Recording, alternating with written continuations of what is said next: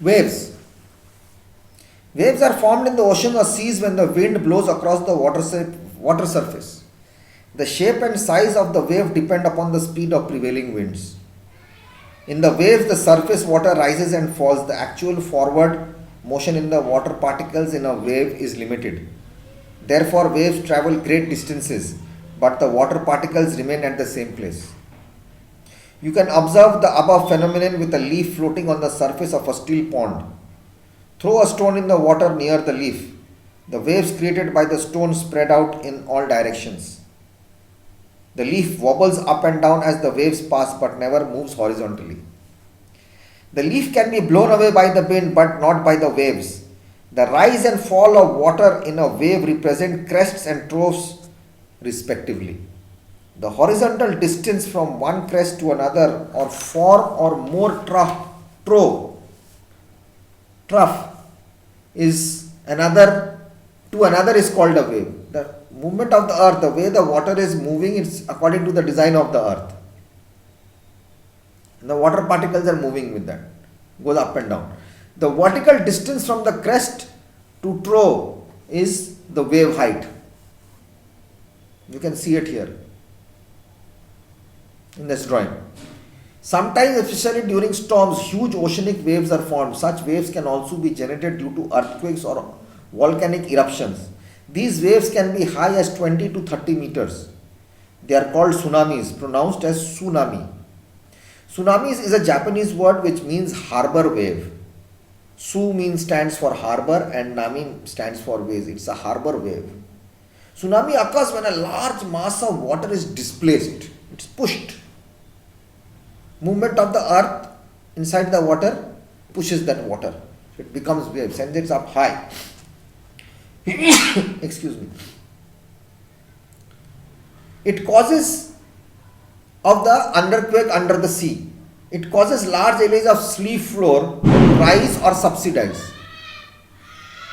This leads to the generation of huge waves with extremely long wavelengths. A tsunami travels at a speed of 500 to 1000 kilometers per hour. Its speed reduces as it enters the shallow waters near the coast. It is then that its height increases. In the coastal areas, a tsunami may appear as huge as a wall of water coming towards the coast. With a tremendous energy, the fast-moving waves can crush houses and other structures in the coastal areas. Large objects such as ships can be pushed several kilometers inland. Most of the deaths caused by tsunami are due to drowning. The Indian Ocean tsunami in 2004. On the morning of 26 December 2004, a massive undersea earthquake occurred on the western coast of Sumatra in Indonesia. The earthquake measured 9.1 on the Richter scale. That's the most dangerous. It was the third largest earthquake ever recorded after the Chilean earthquake 9.5 in 1960 and the Good Friday earthquake 9.2 of Alaska in 1964. The earthquake displaced the ocean floor by 20 meters. It caused a tsunami which devastated the shores of Indonesia, Sri Lanka, India, Thailand and some countries along the east coast of Africa. The tsunami waves which struck the coast were travelling at a speed of 800 kilometers per hour. The wave height was about 20 meters. Indira Point in the Andamans and Nicobar Islands was completely submerged. More than 1 lakh people were killed and millions became homeless. The tsunami waves travelled up to 3 km interior to the coast in India. The worst affected areas were the coastal regions of the east and the Andaman and Nicobar Islands in the Bay of Bengal. The entire tsunami affected area was threatened by disease that spread through dirty water. This is due to the poisoning of fresh water supplies by saline water. It also caused enormous damage to mangroves, coral reefs, forests, coastal wetlands, rock formations, groundwater and plant biodiversity. Salt water will destroy everything. Tides. What are tides? People who live in coastal areas know that sea water generally rises and falls twice every day almost at regular intervals. This phenomena of the alternate rise and fall in the level of sea water is called tides.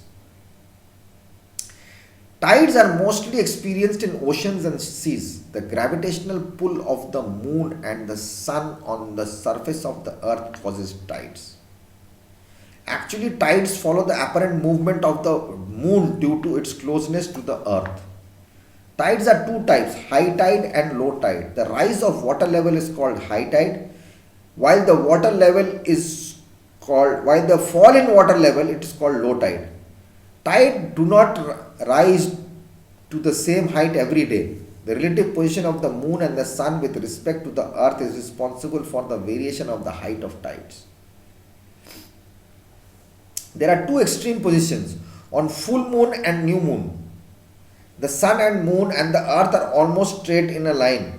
The sun, the moon exert a combined gravitational pull, thus high tides are the highest and low tides are the lowest. Gravitational pull.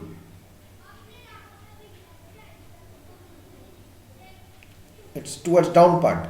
So when it pushes it down, the low tide goes, and when it pulls in, it brings up the water level.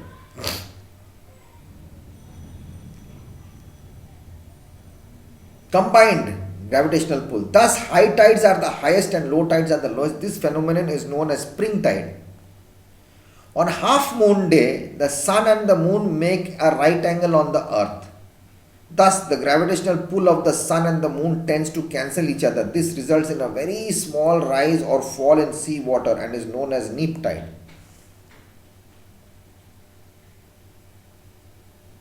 Small rise or fall in sea water. This is called neap tide. It is half. Importance of tides. Tide makes rivers navigable for ocean going vessels. During high tide, the depth of water of the mouth of some rivers increases. This helps ships to reach the ports located on the rivers. The importance of the Kolkata port on river Hooghly and the London port on river Thames is due to tides.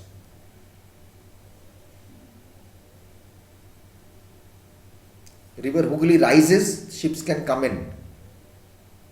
It goes down, they stay there. Again, when the tide comes, they can only go. When the water increases, otherwise they'll touch the land. You see the solar tide, what happens here? During the sea water, what happens?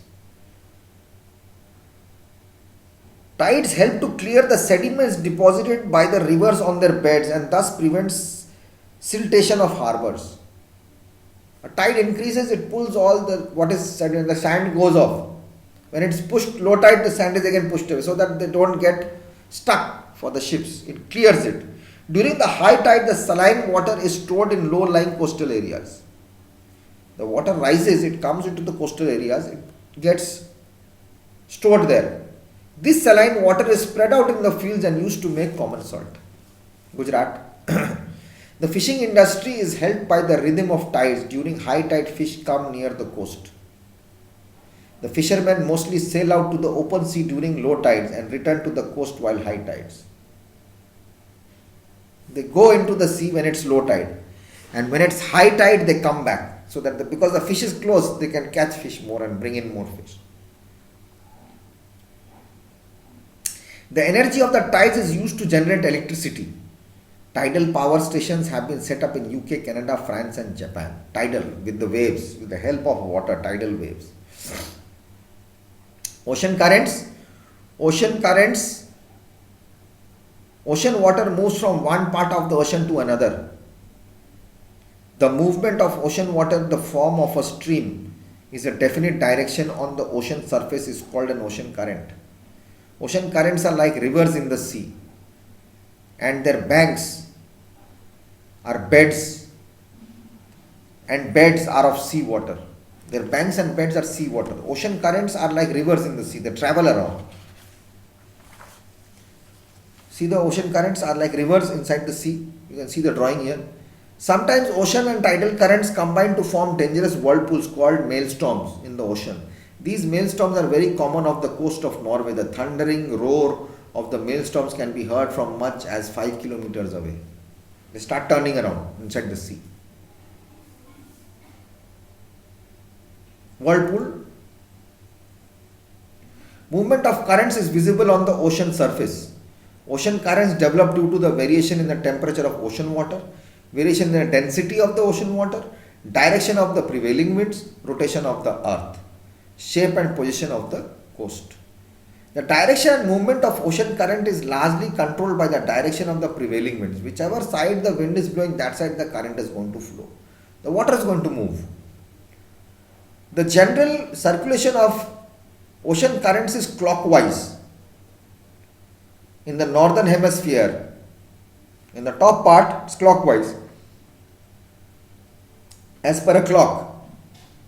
But in the southern hemisphere, it's anti-clockwise. Ocean currents are often narrow and swift. They move at speeds of 10 kilometers per hour. In some areas, ocean currents are very broad. This is called a drift. Broad. Otherwise, it's very narrow.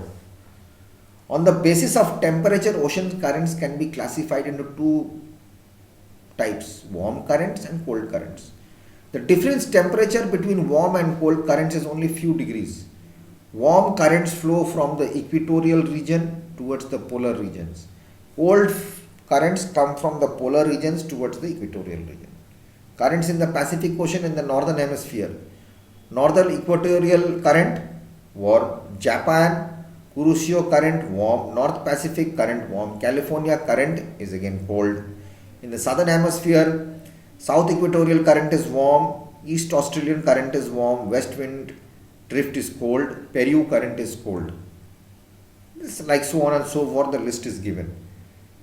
Effects of the ocean currents exercise great influence on climate and economic activities of the coastal areas. Some of them are as under. Ocean currents influence the distribution of temperature over the globe. The warm and the cold currents increase and decrease the temperature of the coastal areas. Warm currents increase the moisture bearing capacity of the wind, while cold currents decrease the same. Deserts are mostly found along the western side of the continents, which cold currents flow. Mixing of cold and warm currents causes dense fog which hampers navigation. The best fishing grounds of the world are found where warm and cold currents meet. Thus areas around Newfoundland and Japan are rich in fish. Ocean currents help in navigation. A ship sailing along a current will go faster, thus saving time and fuel. Warm currents help in keeping the seaport ice-free, thus help it to remain open throughout the year even in higher latitudes. Warm currents reduce the danger of icebergs for sailing ships. You will read this chapter, do the question answers without fail. Okay, bye-bye and take care.